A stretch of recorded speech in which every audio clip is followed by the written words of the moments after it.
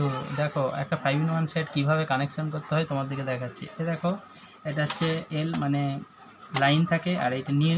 N আছে neutral, এটা neutral দিতে হবে, আর এটা বডি আর্থিং দিতে হবে,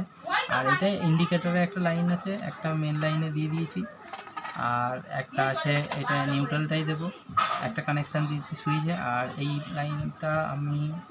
দিয়ে দিচ্ছি সুইচের মাথা থেকে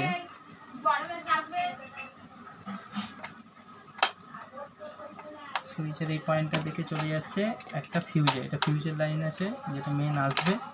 এটা একটা ফিউজেতে দিয়ে দিচ্ছি।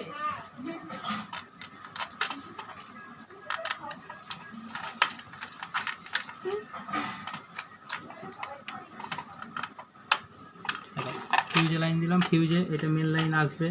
মিটার থেকে মেন লাইন আসবে, এসে এইটা থাকবে, এখান থেকে ফিউজে ভায়া হয়ে চলে যাচ্ছে একটা সুইচের ওপরে কানেকশান, মিডিল কানেকশান, মিডিলের নিচে থেকে সুইচ থেকে চলে যাচ্ছে একটা সকেট, সকেটের এল মানে লাইন,